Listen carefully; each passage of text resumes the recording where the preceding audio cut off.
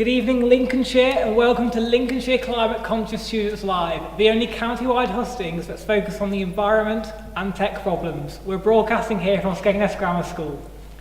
Over the next 90 minutes, we'll be speaking to prominent candidates from across the county, questioning them on their stance on the environment and giving them a platform to express their views. We'll also be speaking to a panel of stakeholders, getting their reaction to what we hear tonight. But first, a message of transparency. LCCS is a completely impartial youth organisation. We have invited the most well-known candidates and the largest parties here today. There has been no bias in our organising of this event.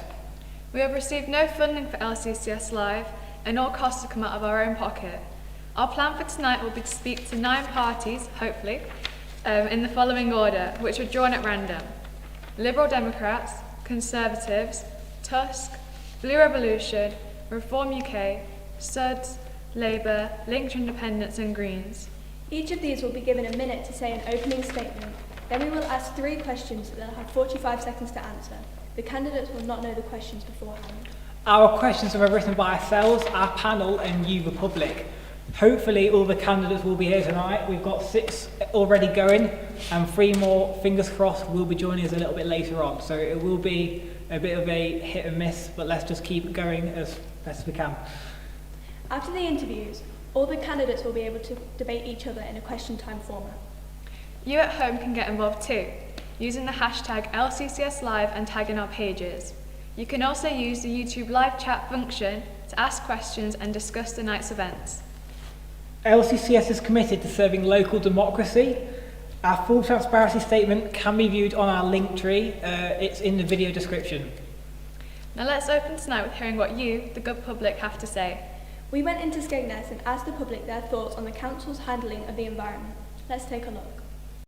Do you plan to vote in the local elections? I haven't got any plans, no. Why is that? It's just because even though politics obviously is important, if I'm honest, I'm not as politically educated as I'd like to be.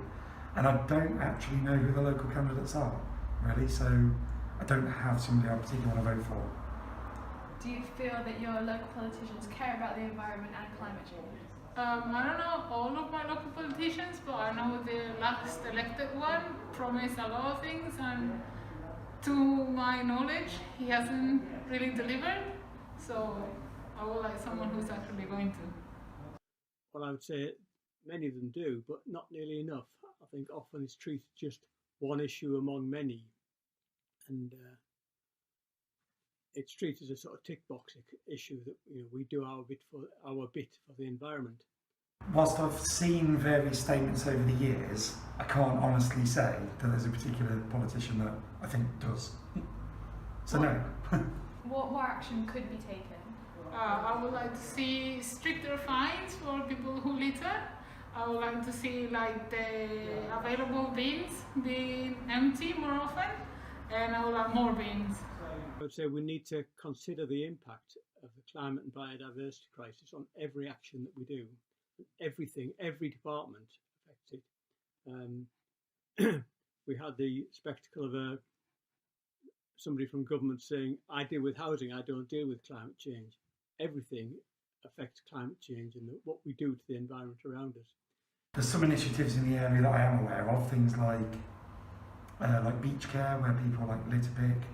There's a lot of fundraising, organisations such as obviously LCCS, they do their bits, but yeah, I suppose it comes down to people making themselves more aware and politicians maybe getting closer to the community as well, and then the two combined working together to actually improve the whole situation environmentally.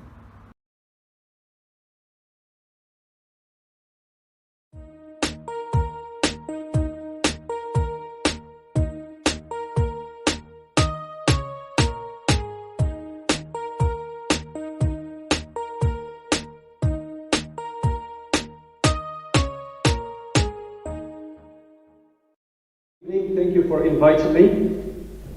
Please, may we have your opening statement? Well, my open statement on the environment, it's I think simple, but I will draw attention to a few points. which is sometimes it does not make me angry, but it does bother me. I will talk about the issues first. I think manufacturing is one of the main issues, and if we look at our daily shopping, we have so much packaging coming through and plastic. Then we have our habits, which is we become, the human basically become a consumer. So our consumption is doubling. We are buying things which is we don't need usually. Then I will add the third point, which is very important to me, is wars. We have a lot of wars going on around the globe, and that creates a lot of consumption of fuel. We create a lot of fires, destruction, displacement for people, which has led to famine. This is some of the things which I do strongly believe in. To add on that, because I love nature, as I grow up with my grandmother in a farm, I love nature. And I'm sorry to interrupt, that's your time there. Is my time up?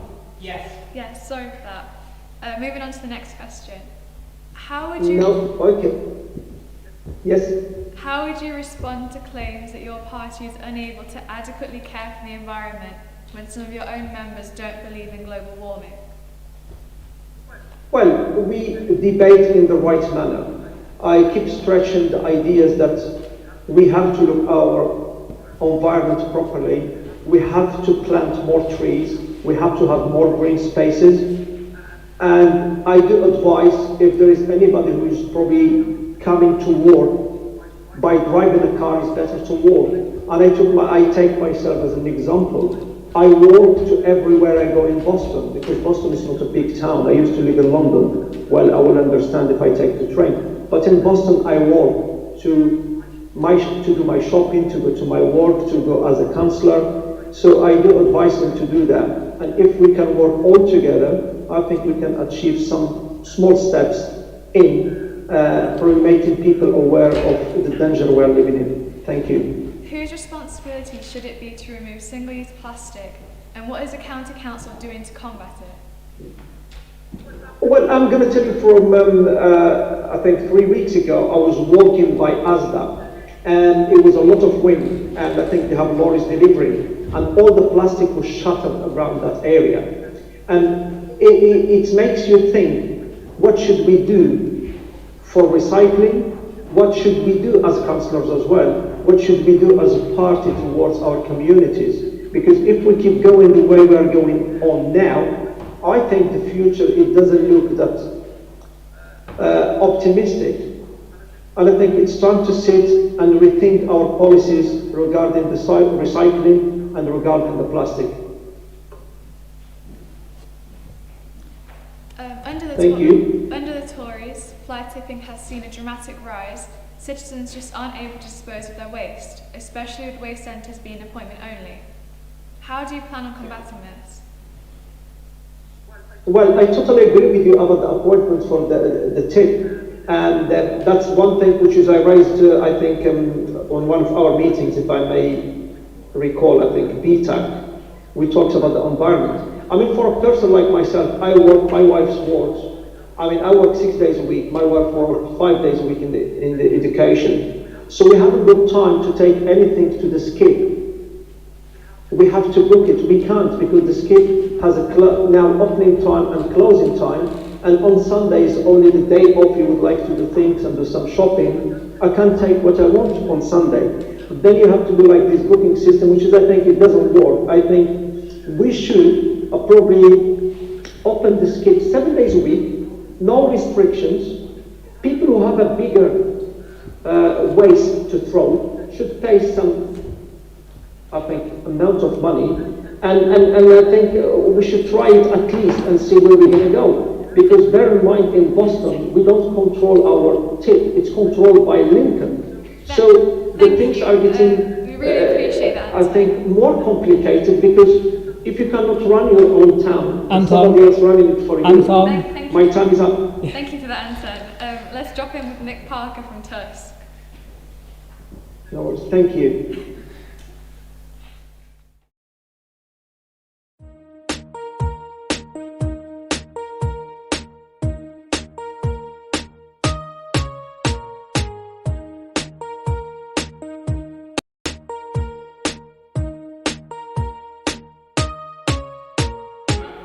Nice to be invited. Welcome, Nick, to LCCS Live. It's great to have you here. Can we hear your opening statement, please? Sure. So I'm Nick and I'm representing the Trade Unionist and Socialist Coalition of Tusk. We're a relatively new party set up because we think that none of the main parties represent ordinary workers and young people, and we offer a socialist alternative to the capitalist parties. And in relation to the environment, a Tusk councillor would work with environmental campaigners, community activists and trade unions to develop local climate plans to tackle the climate crisis, build a mass campaign for proper funding needed to ensure councils have the resources to take decisive action on the environment, encourage the use of good quality, accessible, affordable public transport and take our buses and railways into democratic public ownership, fight against cuts to recycling centres and oppose incinerators. We'd take street-by-street action to insulate homes and tackle fuel poverty, and we would demand that the government take the big six energy companies into public ownership, fight against the neglect and privatisation of public services, land and spaces, and demand a just transition which protects workers' jobs and livelihoods while tackling the climate emergency. We were standing candidates in the elections to build a voice in the council chambers, our workplaces and our communities in the fight against austerity and climate crisis, and for socialist policies which will benefit the majority of people of Lincolnshire. Thank you. Thank you. Is it fair to say that your beliefs are unrealistic? Well, to be honest, once upon a time, people said that, not having slavery was unrealistic. People used to say that women having a vote, or working people having a vote, having a vote was unrealistic. We demand aspiration, optimistic demands, because we recognise that we're in a crisis, both in terms of the climate, but also in terms of the vast inequality in society. And we believe that it's a transformation that we need, not just tinkering around the edges, because the threat both to working class people's livelihoods and our landscapes and our environment is real, and that means demanding, shooting for the moon. How would the societal change to environmental friendliness protect workers in jobs involving non-renewables? That's a really good question. I mean, one of the things that I think a lot of people have done over the last few months during the lockdown is going out walking. And I've been walking up the coast of the Humber around Immingham with huge oil refineries, with jobs that are really pretty decent jobs in the whole grand scheme of things compared to some of the zero-hours contracts that people are on. And I think that we need to ensure that workers' living standards are protected by creating new jobs in green industries on decent trade union rates of pay, decent terms and conditions, secure contracts, and ensure that we invest in renewable energy and public transport for the many and the society. Thank you. Is nationalised public transport feasible? Well, I mean, in effect, to some extent we have nationalised public transport at the moment, given that the government stepped in to bail out the rail companies as a result of the massive drop in passengers as a result of the COVID pandemic last March. And we would say that, you look at plenty of countries across Europe and across the world, and they have public transport run, I would say, in a much better way than we do. And, it's not just about the railways, it's about the buses as well. And I think, those of our other candidates from across Lincolnshire would attest to the fact that the public transport system, including the bus system in this county, represents an abject failure of privatisation led by the Tories and pursued by every single party. Great. Now on to Rihanna with Chris Moore from Blue Revolution.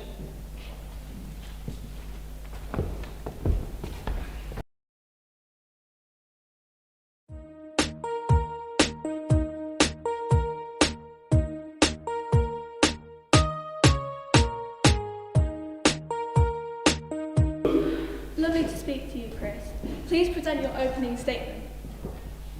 Certainly. Good evening from Blue Revolution. Now, the impact of climate change is not for the faint-hearted, and we must act now to cut greenhouse gas emissions, reduce the use of fossil fuels for energy, and decrease deforestation. But how?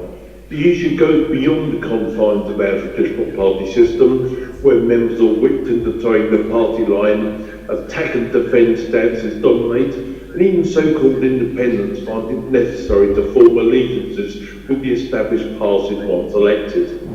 This is where the Blue Revolution comes in. I can't profess to offer definitive Blue Revolution policy on climate change because we respect each other's views and opinions without prejudice.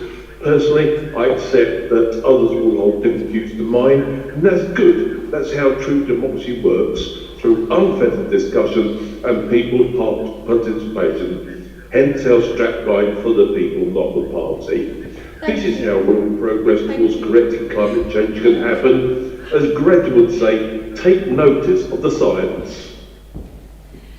A lot of voters may wonder, what is your party's actual policy on the environment and climate change, with you saying your candidates are independent?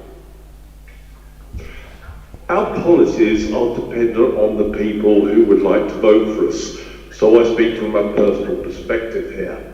But in terms of local environment policies, I think we should develop strategies to address the issue of traffic flow in and around Boston. Needs to be developed with a view to improving air quality.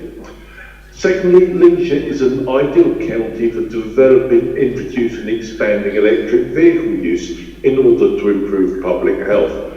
Thirdly, plastic waste is destroying the environment both locally and globally. Blue Revolution encourages the development and introduction of a strategy for managing paper waste which focuses on biodegradability. Thank you. Does Lincolnshire need to address air quality realistically? Isn't there far worse off areas? We can take Lincolnshire as a specific area, but I think we need to look beyond that. Lincolnshire is a microcosm of society. We need to address further issues than that. We need to understand that the older generation has not done enough to remedy the climate crisis, and I include myself within that. We need to shift the discourse and change people's mindset. And we need to understand that the past 7 years have been the warmest on record, which has led to more natural disasters, more extreme weather, food and water insecurity, and greater economic and political disruptions. How could electric vehicle use be expanded beyond the current government targets on new vehicles by 2030? Is the technology there yet? The technology is there, it just needs to be improved upon. It needs the will of the people in order to improve things. Traditional political system will not address that. Within Blue Revolution, we understand that we need to work together to cut out all sorts of argument and squabbling. Within our setup, we think we can achieve this. We can cut out the threats of issues relating to warming oceans, melting polar ice and glaciers, and also rising sea levels. Thank you. Now let's speak to Reform UK. Good evening. Welcome to LCCS Live. Please can we have your statement? Yeah, thank you for the invitation.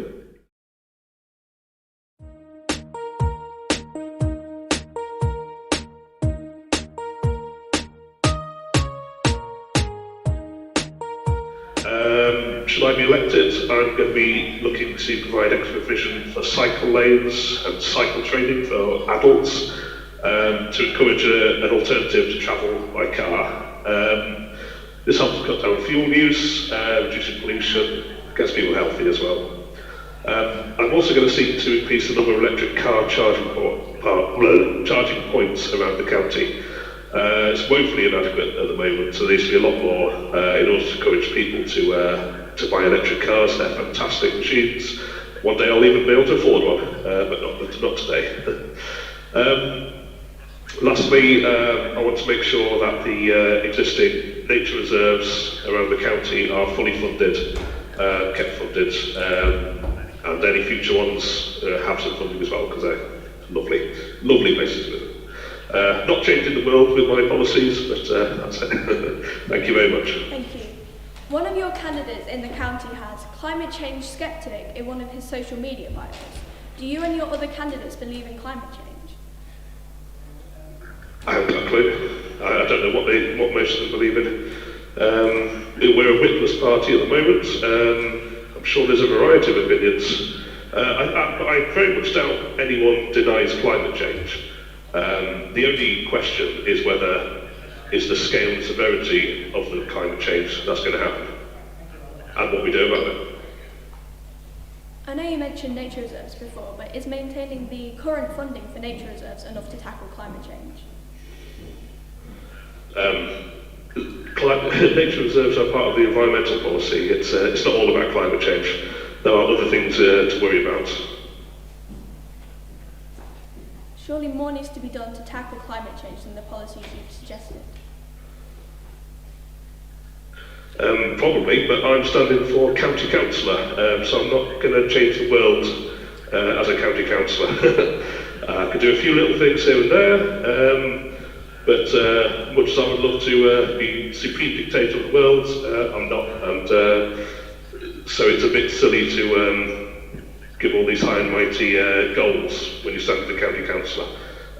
That's not what I'm doing. Thank you. It's shaping up to be an interesting night. Don't forget to stay tuned for the big debate. In the meantime, on to Sun.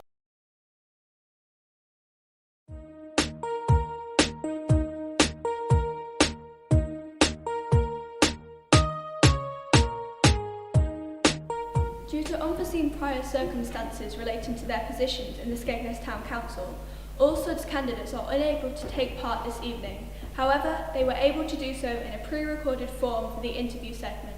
Let's take a look. Hello, Billy Brooks. Great to meet you, and thanks for taking part. Your opening statement, please. Yeah, thank you. So, Skegness Urban District Society are committed to reducing our carbon footprint. My name is Billy Brooks, and I am the Skegness Urban District Society candidate for Skegness South, which includes Borough and Craft. Obviously, I live in Skegness. I've lived here all my life. Skegness is on the coast. We see, plastics on the beach, plastics going into the sea. You go to Gibraltar Point, although they do a great job clearing it up, it's things that we need to be taken seriously, especially, how close we are to the sea, and rising sea levels and things like that, aren't going to be favourable to places like where we live. A bit about me, I'm a councillor on Skegness Town Council and East Lindsey District Council, where I have on East Lindsey, I served on the climate change scrutiny panel, which worked closely with the Carbon Trust to help set East Lindsey's goals and targets on obviously how they're going to reduce the carbon footprint and the levels that they want to be down to. I'm also going to have to cut you off there for a minute. Sorry. SUDS has seen quite the rise locally. If your party was elected tomorrow, what would the first things your party would do? Well, some of the first things we'd do is obviously get the street lights back on. But what we want to see is the more change to LED street lighting rather than the old halogen bulbs. So obviously they use considerably more energy. And I believe that if we had full night street lighting with LEDs, the effect would be far less than the current ones provide now for half night. So that's one of the first things we do. We'd obviously, the second big issue at the minute is potholes and things like that. And although it's not directly climate related, but you think you do a bad job repairing a pothole and you've got to send another team back to repair it a few weeks later, you've got the truck, you've got all these extra things that by doing a shoddy job repairing a pothole, it does actually have a big result on the climate and climate change. And that's one thing we'd going to have to cut you off there for 45 seconds. How do you plan on preserving the local environment and minimising the impact of climate change? Well, obviously, we need to set clear goals, clear targets. Councils are moving forward with doing this. But one thing that is happening quite a lot is councils are saying they're going to reduce the carbon footprint by 70% by 2030. But they actually base it off the 1990 levels, which was significantly higher than it is now. So we would look to set targets based on where we are today, where we need to be tomorrow. Okay, and finally, do you worry that if climate change isn't addressed, severe consequences will be felt in the future? Yeah, definitely. I think it's a known fact that if we don't do something now, if we don't play our part, then it's going to come back to bite us. It might not bite us, but it might bite our kids' kids. But yeah, definitely, it's a massive concern. It's right up there on the priorities scale. All right, thank you very much. Cheers, thank you.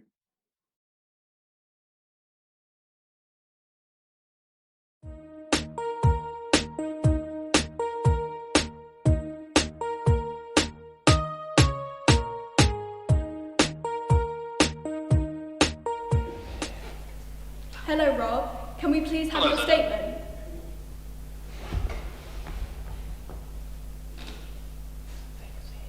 Can we have your statement?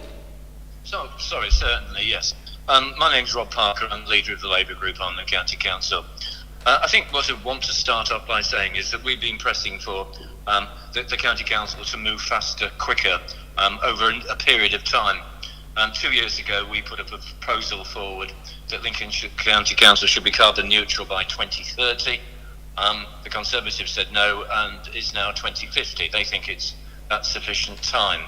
We put forward an argument just at the last budget setting meeting in February that we needed to do something to recognise the joint problem of lots of people being a bit frightened to be out on the streets at night because of the cuts in lighting, and we put forward street lighting to be converted to LED on all night, a proposal that we could cost and fund. We've also recognised that we need to do something about people travelling by car. Cars are important in Lincolnshire, so until we can get clearer, more energy efficient use, electric cars, then we've been saying that we ought to be doing something about tackling the use of cars by promoting bus travel, cycling and walking. So in a sense, we've got a rounded set of policies. We want to cut carbon emission, waste and pollution. Reuse is important. And Thank you, I'm sorry, but you've had your time. Thank you. As we've just seen on your fact card, you would like the County Council to be carbon neutral by 2030, less than 9 years. If your party held a majority tomorrow, how would you implement this in such a short time frame? Who would pay for it? There's a number of answers to that. The first is that, yes, we're talking now about 9 years, but we promoted this policy 2 years ago. Okay, so it would have been 11 years. There are plenty of councils up and down the country, Oxford City Council, councils of all political parties that have signed up to 2030. How would we go about it? It would be by two particular ways. One, setting the best possible example as a local authority and encouraging the other 7 district councils in Lincolnshire to follow suit, and trying to persuade people that every sort of action that reduces carbon emissions and waste is positive. And I think it amounts to a radical change of attitude. The fact that it can be questioned rightly by yourself, I think, indicates that we have, to an extent, a defeatist attitude towards it, and we would have to tackle it with a positive attitude, with the County Council and District Council leading the way. You've been a Labour councillor for over 30 years. What would you say is the council's biggest environment-related issue? I think that the issue is one that is the size of the county. We know that we have 7,000 miles of 7,000 kilometres, 5,000 miles of roads. Travel is by car is the normal way that people get about in a county the size of Lincolnshire, and it's about recognising that we have to do something to tackle that issue, and at the same time recognise people are using cars at the moment. So petrol diesel is the norm. Until electric cars come into play, then we have to look to alternatives. Working from home may well be a good example that comes out of COVID. I think we also need to recognise that people have to be persuaded away from their cars onto things like buses. Thank you. So it's a multi-purpose approach. Labour had an 18.9% vote share in 2017, but only holds 5 seats out of 70. Do citizens not have a voice in their local government? Well, citizens have a voice in their local government, firstly by voting, and the turnout across the county tends to be about 35%. So 65% are saying that it doesn't much matter whether I vote or not. And I think that we've got a responsibility, all people who are interested in politics have got a responsibility to doing something about that. Yes, it is a low turnout. By the same token, we would be looking to improve on both the number of people that voted in this election by putting out the material, but COVID-19 has not helped. I think that I'd be interested in looking and seeing how much Lincolnshire voting figures after tomorrow's election vary across the country. When there's something that's, should we say, controversial, then people tend to vote. We shall see. We're hoping, Labour is hoping to increase our seats certainly after tomorrow's election. Thank you. Let's pass it on to Theo with Marianne Overton, MBE. Thanks, Rob.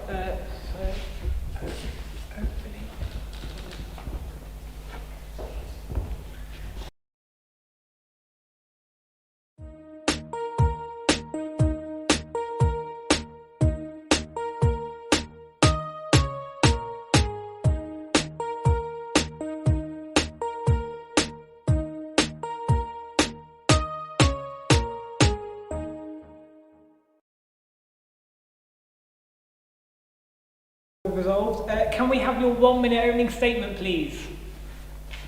Thank you. I'm Marianne Overton from the Lincolnshire Independent, and thank you for getting this organised. It demonstrates just how important this issue is. We've been having a party here in the West, using up the Earth's resources much faster than we ever think about replacing them.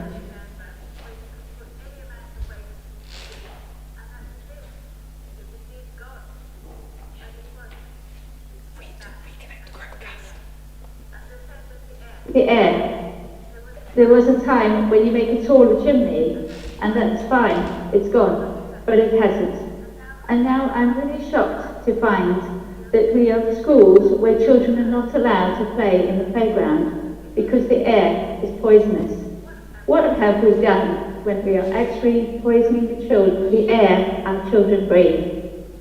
More than half the Earth's nature, but even in this country, the natural biodiversity has been lost, and that is during our lifetimes. So,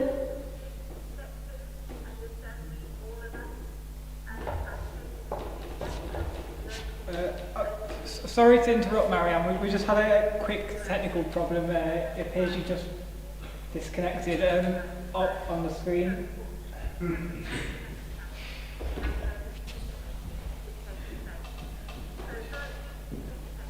Marianne?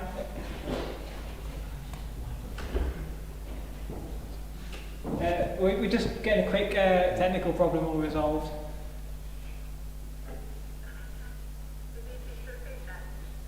Just hold on a second, please. There we go, sorry. Yeah, just repeat just the last section of what you said, please. Sorry. I don't know what the last section was. From the schools. I was shocked to discover that children, even in Lincoln, are not allowed to play in the playground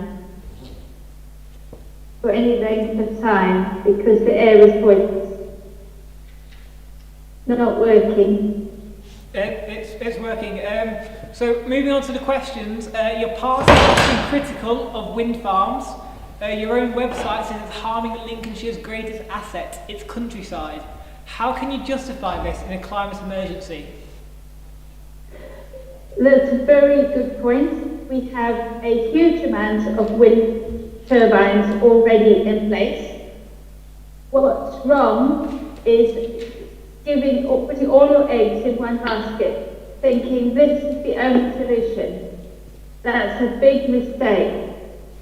What we need to do is to get much more innovative variety of ideas, different processes in place.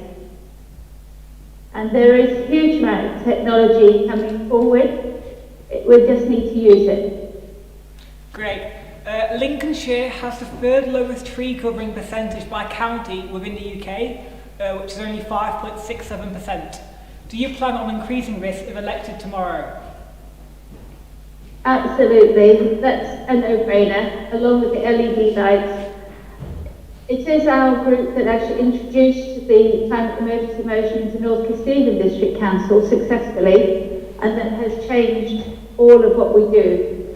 I also spoke on it nationally and brought it forward and many councils are now taking it up. And it does involve making sure we do what we can to save the trees we've got and to plant a great many more. It's just part of the solutions.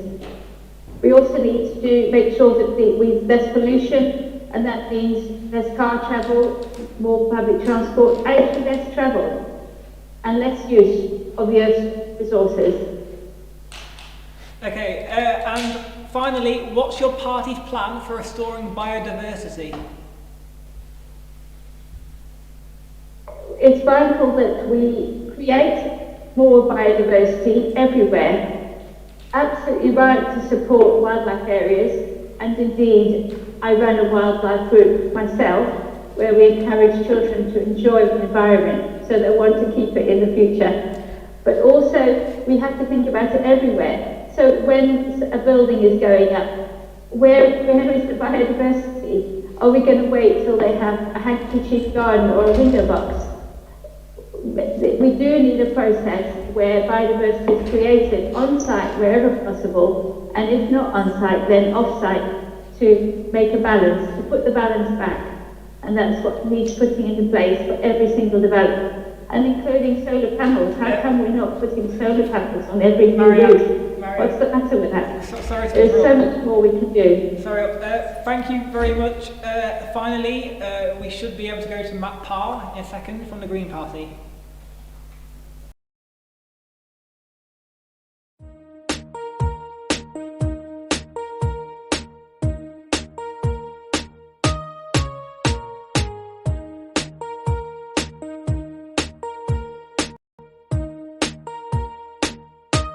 We can hear you.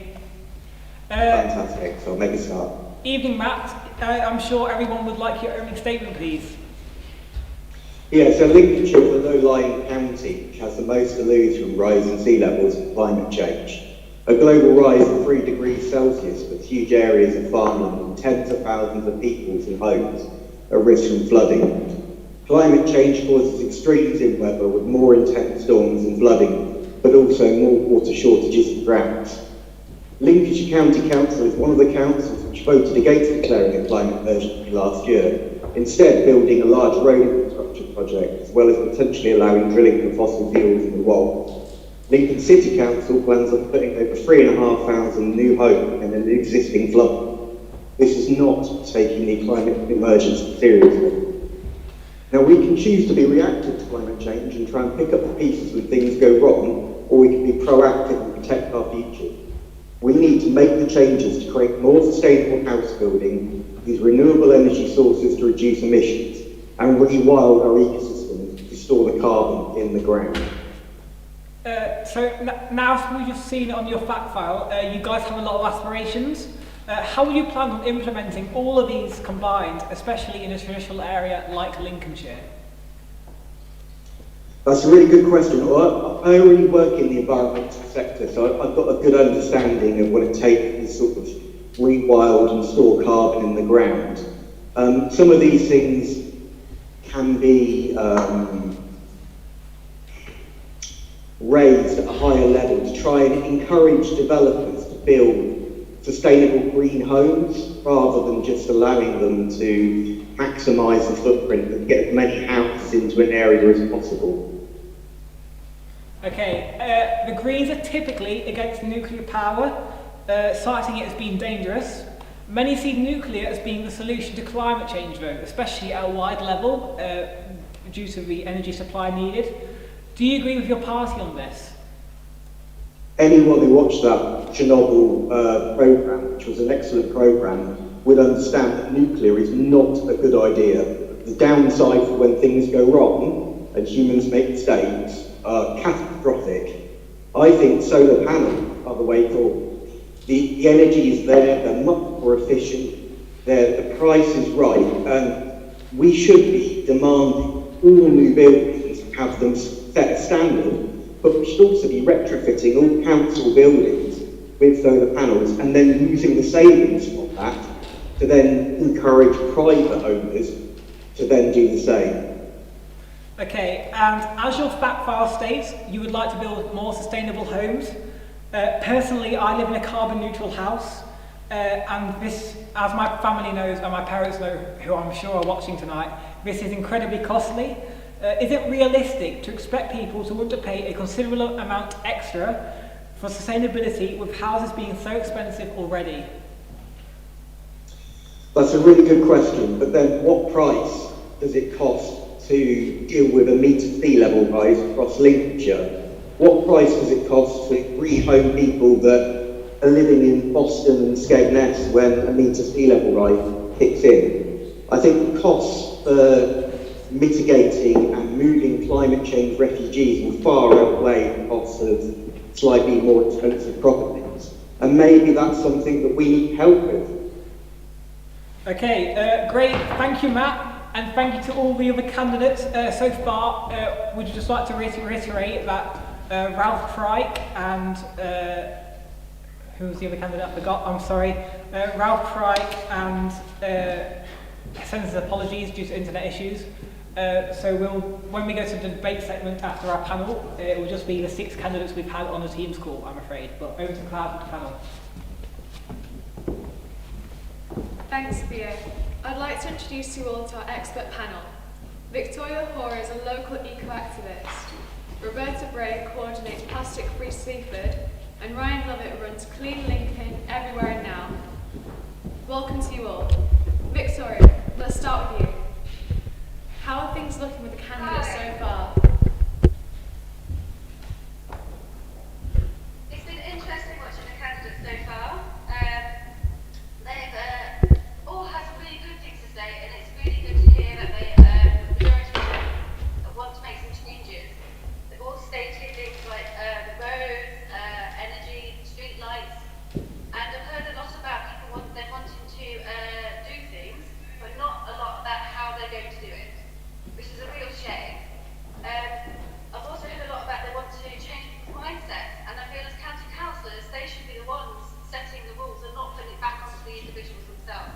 The majority of people know about climate change, and they are trying their hardest to make changes in their everyday life. If we now want the county councillors to step up to the plate, is what I'm feeling. So, some good things that are said, but I feel we need to go further. How are you feeling, Ryan? Almost to build on Victoria's comments there as well. I mean, I'm sure we can all agree that environmental matters are at the forefront and priority of a lot of people's promises in the political game. However, what I'd be interested to hear from them all is what they've actually done in the past from their track record to prove that they are working towards these goals and that there is progress within their party towards what they're promising in the future, because that's the clearest way to understand, you know, what's smoke and mirrors, what's just a big hairy audacious goal and a promise, and what is the realistic ambition that they can actually pledge to. What are your thoughts as well, Roberta? Yeah, it's very similar. I want to know how are they going to lead by example. It's all well and good telling us what we need to do, but the three of us, we know what we're doing, and we're doing a lot. We're working really damn hard to try and change mindsets in our local communities. So what are they doing in their personal lives? What are they going to then take to their council and enforce that their council do? Because change is only going to happen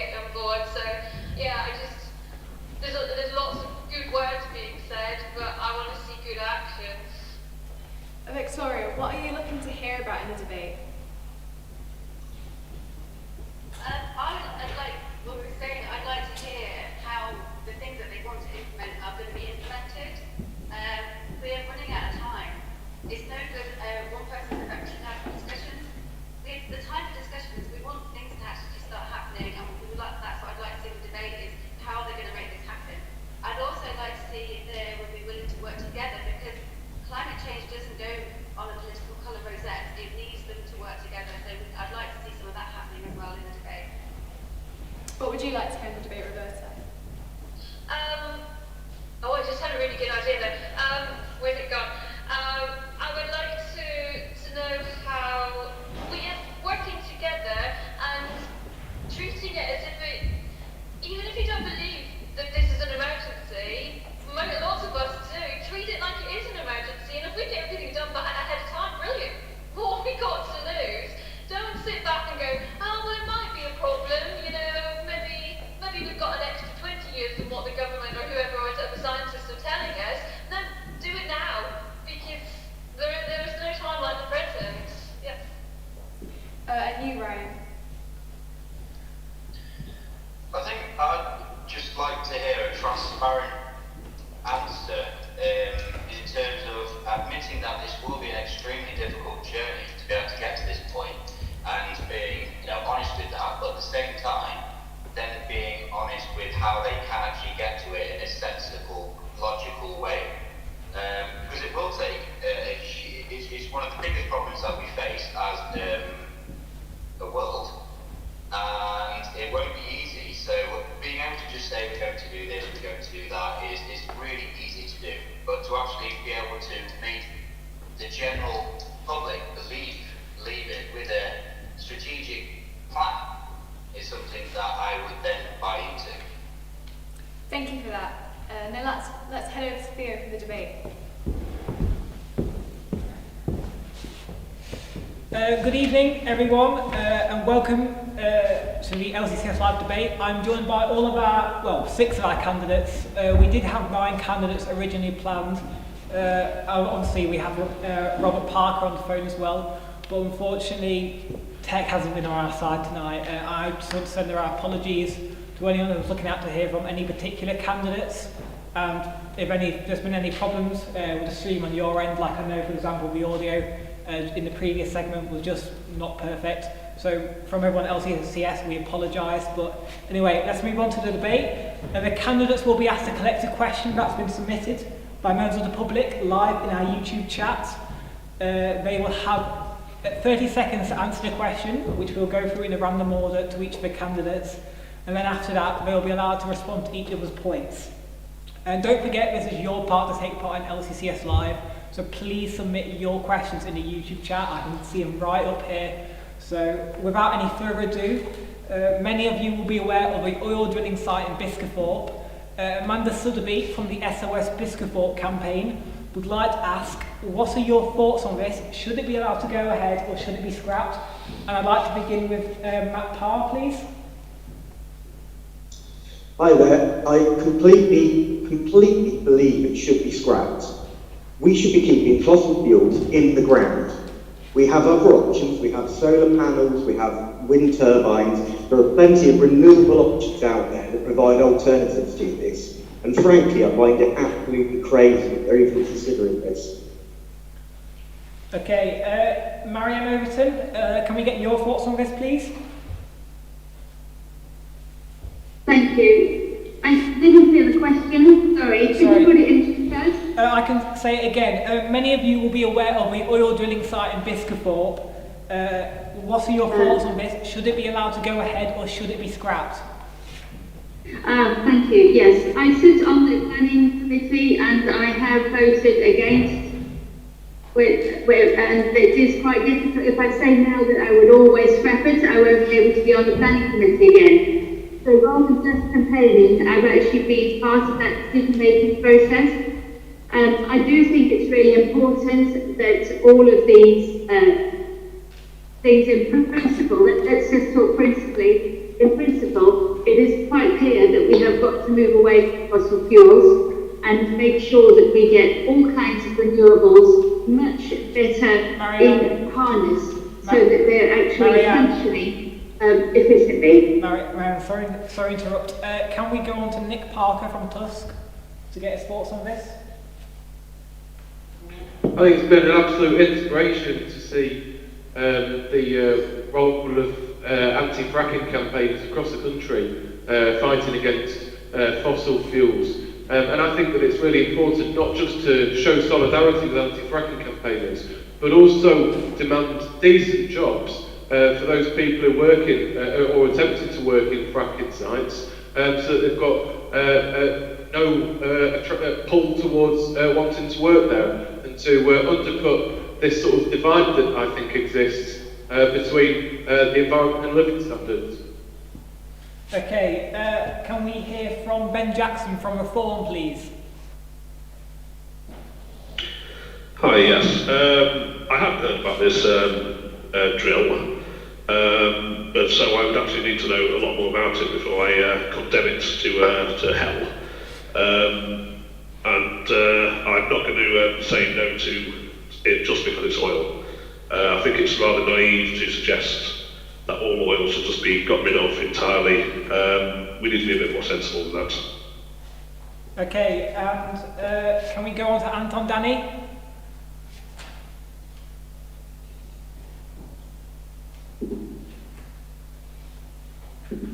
Anton? I am with you. I mean, it's very interesting questions. For myself, I'm a very simple man. I lead a simple life, and I do believe in simplicity. We have enough energy that we can extract from the sun and the wind. And we all know about the issues which happened around the world, these kind of sinkholes. And fracking is in my agenda. I may be probably against maybe the rules of my party, but as I say, I believe that we should take care of our planet, and we should all come together and work together for a better ways. Anton, I'm sorry to interrupt. Thank you. Can we finally go to Chris Moore from Blue Revolution to get his thoughts on the oil drilling site in Biscafort? Chris, are you there? Chris, you're on mute.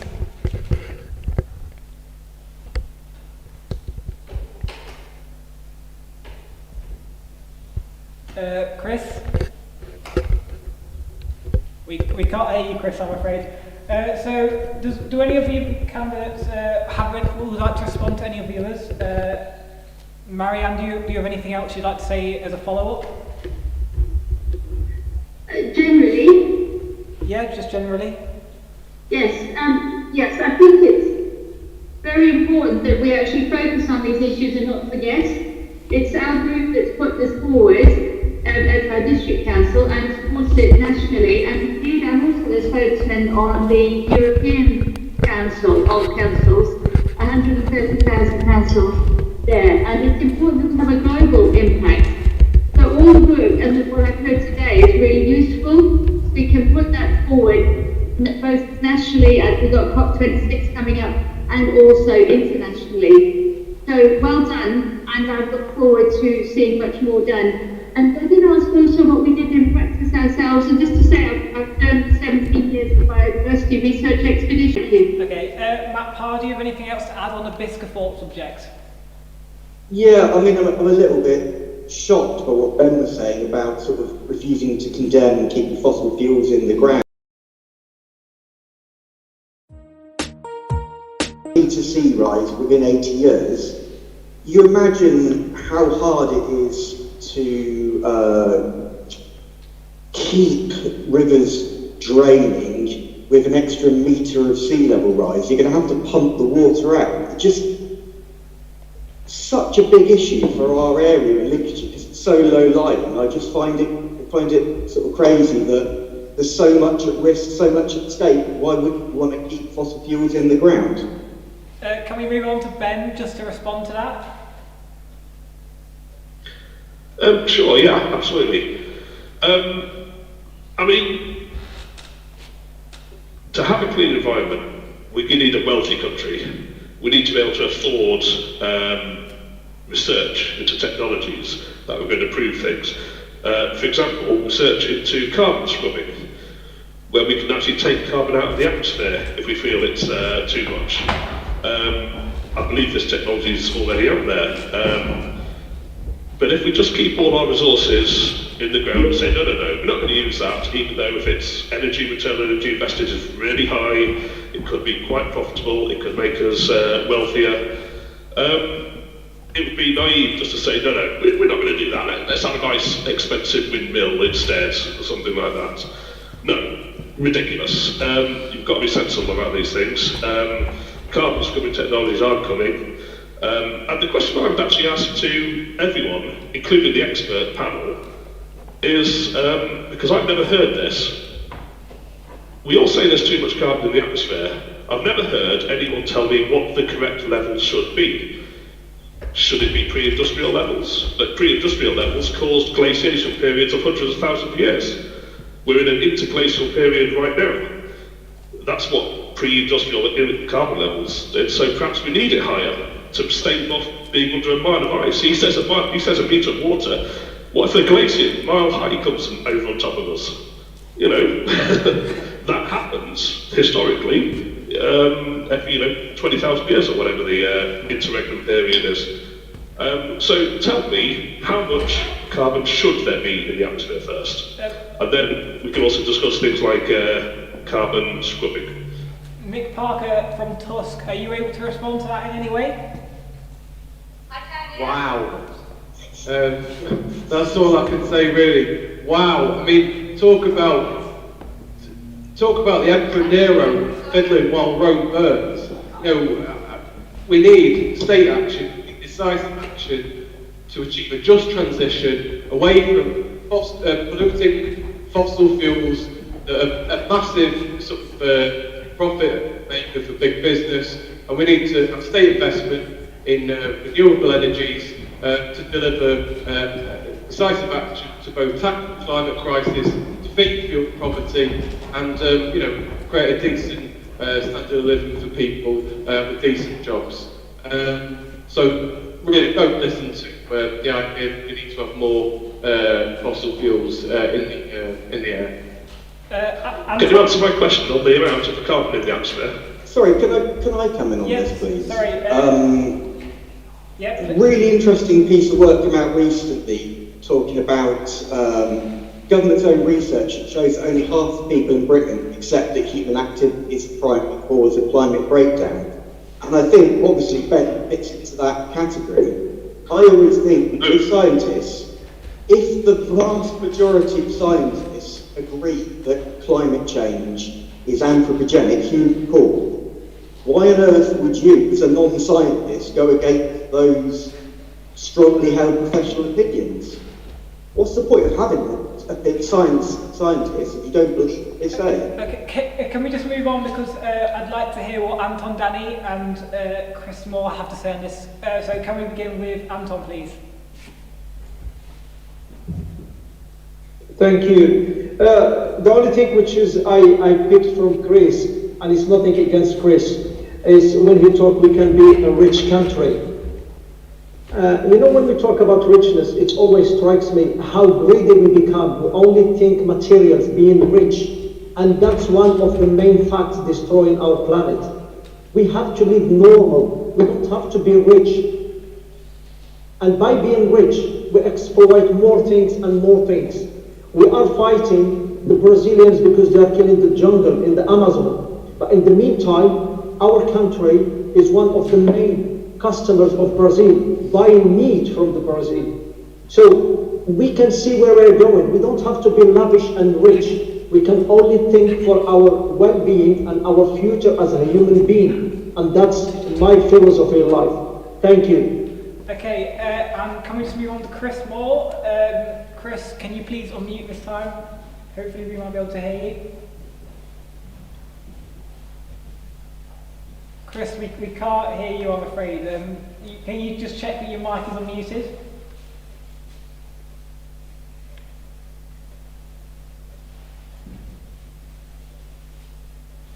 Of course, we have to have a mute issue on tonight. So I'd like to move on to a question from the chat. I'm sorry, Chris, if you can get your mic unmuted, then please do let us know. We can come back to this. It might be an idea to also rejoin the call, Chris, but I'd like to go on to a question from the chat. Can you hear me now? Yeah, we can hear you now. That's great. Okay, I'll come back to what I said. The panel said changes need to be in mind to the mindset. I agree with that. Blue Revolution agrees that. Changes necessary will come from the streets, they will come from the schools, they will come from the people. The people are the ones who have the power. That's Greta speaking. I love that lady to pieces. I just wonder what the traditional policy system can do about that.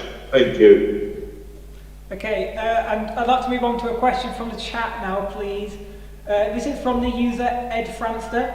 And do you all believe that we are facing a climate crisis that threatens us with extinction?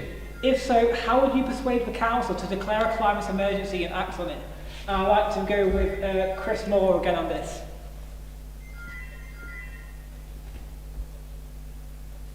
Chris?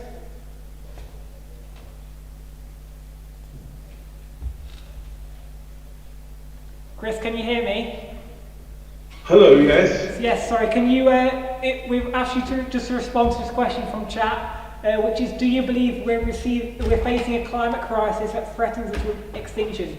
If so, would you persuade the council to declare a climate emergency, and how would you do it? Well, that would depend basically on what the electorate told me to do, of course. So I can't comment on that. I would need advice and I would act on what people would say to me. Okay. But I respect the science. Nick, can we get your response to this? How would you plan on getting the council to declare a climate emergency? Well, it's probably unlikely that I'm just going to achieve it by trying to appeal to the best nature of Conservative politicians. We need to build a mass movement in the streets, in the workplaces, in the communities to demand not just that the council pays lip service by greenwashing effectively and saying, there's a climate emergency, but actually then move on to develop, local groups in all communities, involving the trade unions, and involving local activists to start to demand, to effectively build a people's budget that, both tackles our needs in terms of our services, but also tackling the environment crisis. But I think one of the things that could be done is, for example, going street to street, tackling the fact that people have got cold homes, using up lots of energy, particularly when it comes to people working from home. That's something that counts. Okay, thank you, Nick. Marianne, can we get your thoughts on this, please? As a serving councillor, Marianne, do you think much can be done to get Lincolnshire County Council to declare a climate emergency? You're on mute, by the way, Marianne.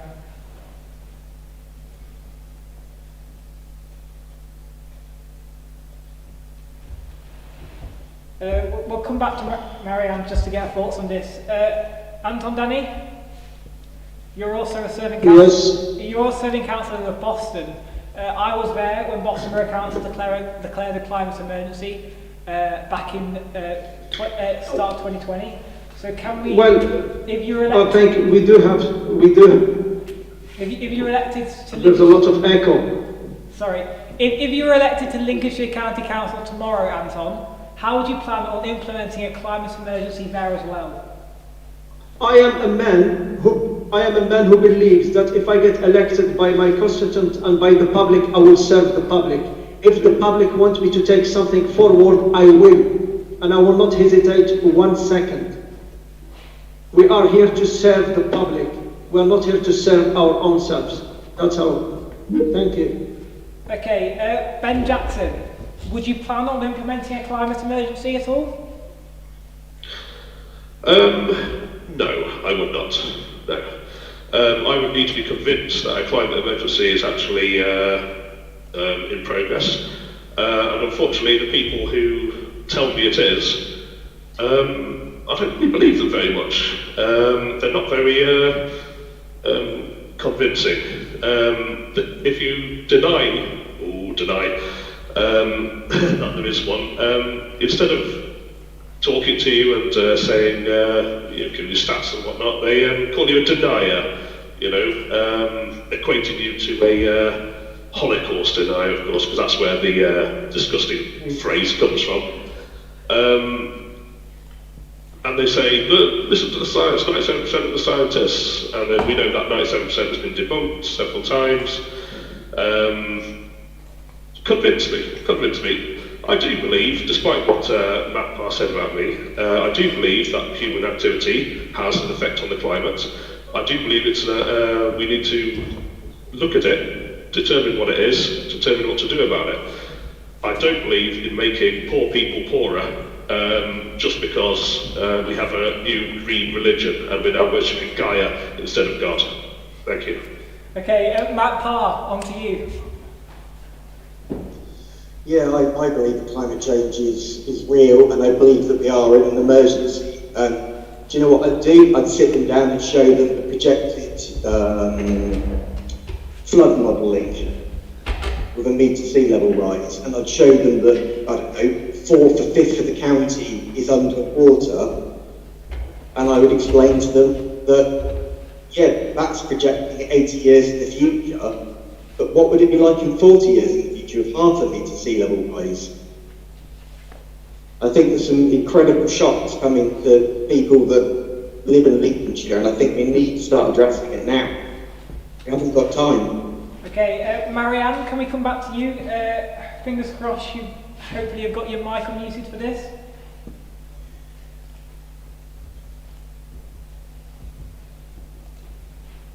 Marianne, are you there?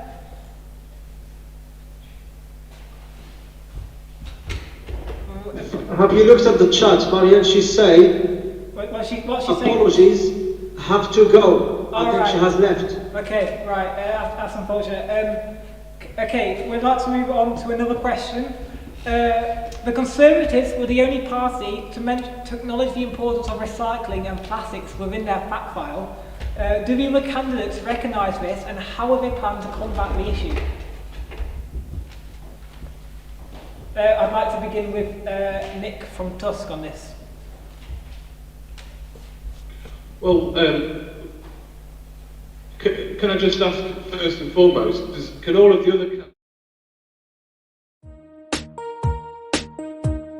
really echoing in the background, and it's difficult to talk and concentrate on what you're saying. Thank you. I mean, I don't think everyone's done it, but there we go. I think some of them may have got distracted, but the core policy of Tusk is fighting cuts and fighting austerity and fighting capitalist policies, and one of the ways in which that has reared its ugly head is cuts to recycling services. And, you know, we've got to build a campaign not just against the environmental crisis, we've also got to fight against government austerity and to demand proper funding that we need as a county and as City of Lincoln to fund all the public services I think that we need. And that will go further. You know, Councillor Danny earlier talked about extending opening hours for recycling services. But what we failed to say is that Tories have cut budgets for local authorities under the last 10, 11 years of austerity. The Lib Dems were complicit. The Reform Party, their leader, Nigel Farage, he organised a protest in 2011 saying we want more cuts. You know, we need to build a fight against austerity, and that includes austerity that affects environmental health services. Okay, Matt Parr.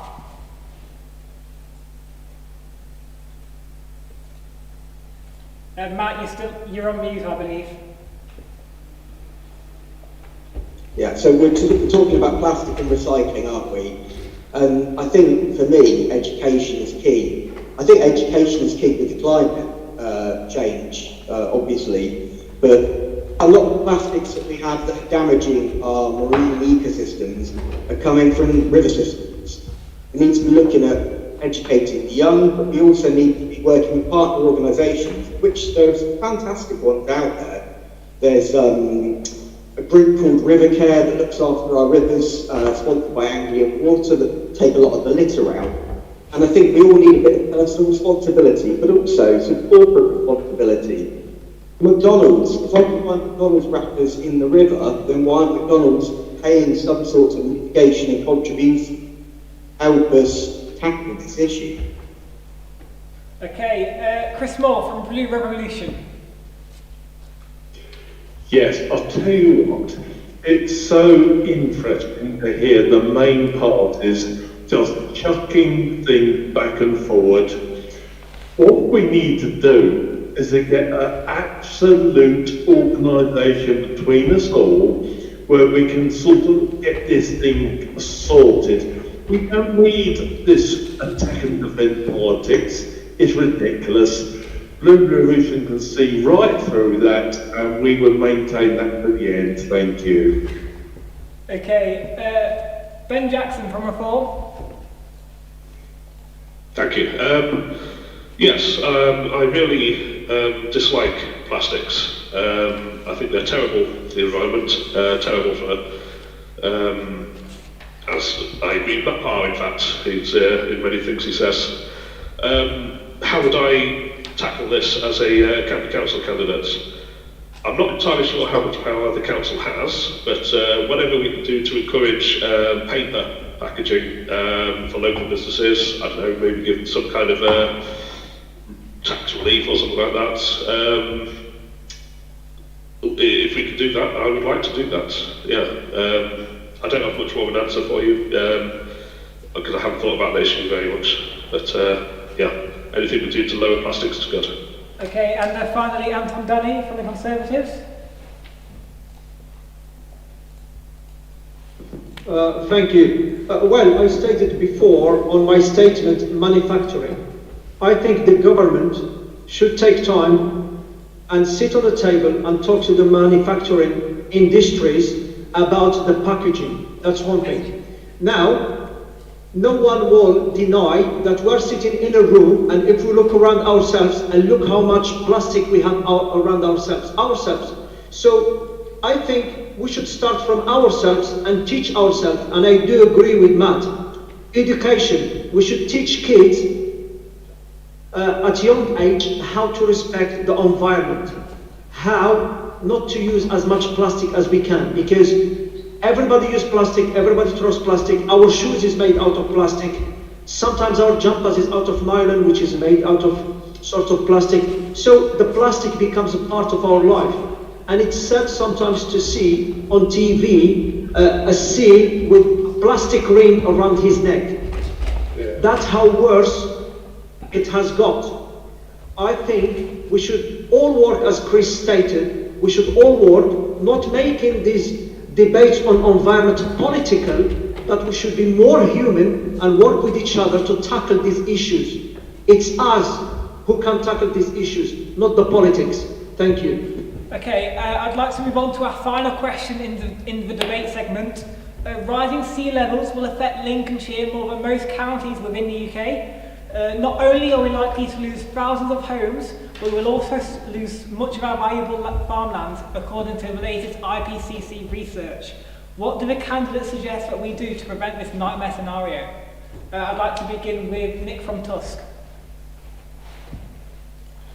I've been listening to Councillor Danny saying that the government needs to do more and all that sort of thing, not recognising the fact that actually the Tories have been in office for the last 11 years, like I said earlier, and one of the ways in which they massively cut public services is the cuts that they've made to the Environment Agency and actually across the civil service. And I show solidarity. I'm a leading trade unionist in the PCS union, but I show solidarity with my brothers and sisters in Unison and Prospect unions against those cuts. And I'm really amazed at the work that they're doing around Haven, for example, to build flood defences in Boston. But I do think that that's not going to be the only solution, because we need a system change, and that means socialist change rather than climate change. Okay, Matt Parr from the Greens.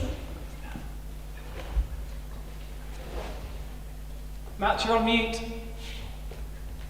Sorry, can you repeat the question again? Yes, so rising sea levels will affect Lincolnshire more than most counties within the UK, according to the latest IPCC research. What do you suggest that we do to prevent this nightmare scenario?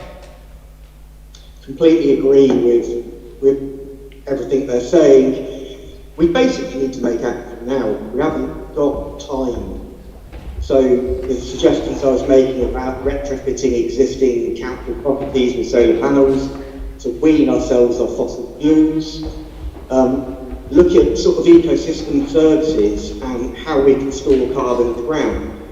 The things we touched on there about the potential to need to use oil going forward, we're not going to be able to move away completely from certain bits, but we can offset. We can wild up our less productive farmland and look at restoring carbon in peat or in trees. There are ways around doing this that don't cost vast amounts of money and give massive benefits to society. Okay, Ben Jackson from Reform. Thank you. Unfortunately, I think there's very little the United Kingdom can actually do. At the end of the day, China and India are going to burn as much coal as they damn well please. They're going to put as much in the atmosphere as possible. The only thing that will stop them burning coal is if they have a viable alternative, which in my mind is nuclear, has to be nuclear. Trouble is, we're quite behind on nuclear energy. We have to get the French to build our nuclear plants nowadays. So there's not a lot the UK can do to help with that. But worldwide, nuclear energy is the answer. It's the only answer for a high energy future. Renewables have a part in the mix, absolutely. But unless we go for a full nuclear future, we're not going to, well, we are going to get rid of fossil fuels because they'll run out eventually. But we need to get a good, viable alternative for India and China so that their populations become wealthier, better, so that they will not burn as much coal as they are going to. I'd like to move on to Anton Danny. Thank you. I'm just going to put my camera, give me a second. Okay, it's a very tricky question because we are a small country and we are part of these environment issues. This is a global issue. Unfortunately, so many powerful countries are meeting on a yearly basis to discuss the environment, to discuss the climate change. Renewable energy, yes, is the way forward. How many countries will apply that? As Ben just stated, you have China, you have India, probably Russia, you have Brazil. You know, there is many countries now coming up and they need to exploit their energies, you know, to become rich. And that's what I said before. It's all about greed. Everybody wants to be rich. Everybody wants to make money. And how we can stop that? It's already in our bloodstreams. The greed is killing us. And that's how we are killing our environment. We are killing our planet. Okay, and finally on to Chris Moore from Blue Revolution. In response to our final question, Chris, what would you have to say? Well, it's all very interesting, of course, but we need to bear in mind a couple of things. The oceans are acidifying, the Arctic is melting, CO2 emissions are rising, and as the lovely lady Greta said, the climate crisis imagery is the laughing face with tears in their eyes. And I would like to know, why is that and what can be done? Okay, we're just going to go on to a quick segment. So if we may, Matt Parr, 30 seconds. Why should everyone vote for the Green Party tomorrow? We're the only party, really, that the environment sits at the centre of our core beliefs. So if you vote for us, you vote for a party that believes these things and wants to make those changes. The other parties, I suspect, more about time bites than what they actually believe. Okay. Vote Green for somebody who cares about the environment and wants to make a change. Okay, thank you, Matt. Nick from Tusk, Nick Parker. What, in 30 seconds, why should people vote for Tusk tomorrow? Listen, Tusk is standing in two wards in the Lincolnshire County Council elections. We don't just want you to vote for us if on the slim chance that you have got the vote for us. We want you to get involved in our party, we want you to join our party, and we want you to campaign on the issue of together, building solidarity with trade unions, working people, so that we can deliver long-lasting change, socialist change that benefits the many and not the few, see a real change in our society. Nick, thank you. Ben Jackson from Reform. Why should people vote Reform Party UK tomorrow? You should vote for Reform Party tomorrow because we're the only party who are going to get rid of all the COVID restrictions, the mask mandates, all that nonsense. We're the only party committed to return this country all the freedoms that have been taken from them in the last year and a half. Nothing to do with the environment, but that's why you should vote for us. Cheers. Okay, thank you, Ben, and Chris Moore from Blue Revolution. Yes, vote for Blue Revolution, please do. We're the only people that don't worry about your political thoughts. We understand what you're about. Let's get rid of the old system, let's bring in the new. Vote Blue Revolution for the party, for the people, not the party. Okay, thank you, Chris. And Anton Danny, finally, your 30-second message. Why voters should vote Conservative tomorrow? My message to people, my message for the people for tomorrow, I would like them to vote for our party because we are already fighting for the climate change. We are already working on the environment with other countries. We have that ability. We've been in power for a while, and we have the ability to produce and make an immediate decisions as we are starting to do, and make a better future for our nation. And we can change things, and we have to work together. Okay. Thank you. Okay, thank you, Anton. So the time has come to say goodbye to our lovely candidates. Again, thank you to these 6 that have joined us on call, and thank you to Robert Parker, who joined on call for a brief bit. Ralph Pryke from the Liberal Democrat does send his apologies. Robert Parker, again, for not being able to go on the Teams call. And, of course, Billy Brooks is at an important town council meeting tonight. I believe we had tech issues with Marianne.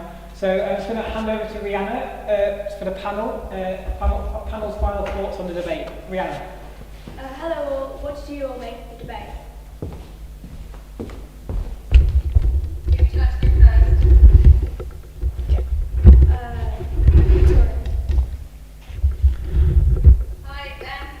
First of all, I'd like to say thank you to you guys for putting this on. You're doing an absolutely amazing job, and it gives me a little bit of faith for the future after hearing some of the comments in the debate.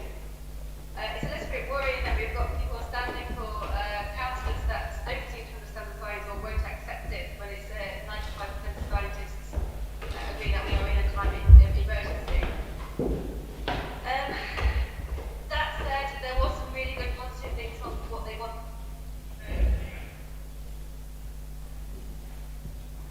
Do you think we'll be able to make an informed decision when you vote?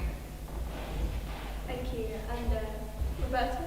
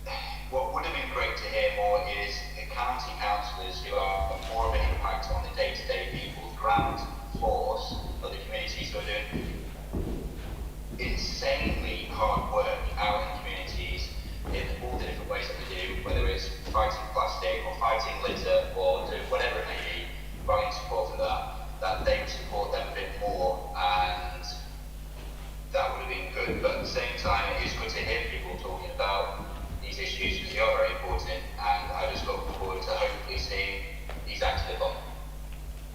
Thanks for that, guys. So, unfortunately, yeah. That's all we have time for tonight. Thank you to our panel and our candidates, and a shout out to the Lincolnshire World Federation students who are watching. And of course, thanks to you for watching. We hope tonight, wherever possible, we provided some clarity about the candidates you're voting for tomorrow. Again, apologies for the tech issues on our side of things. Hopefully, things could have gone a lot better, and things have been okay for your end. But yeah. Please make sure that you vote tomorrow. Polling stations are open from 7 AM until 10 PM. Your vote really can make a difference, and this election is shaping up to be quite interesting. Don't forget to follow Lincolnshire Climate Conscious Students on social media too. In the meantime, please stay safe, have a good evening and take care. Goodbye. Bye. Thank you very much. Thank you for inviting us and have a nice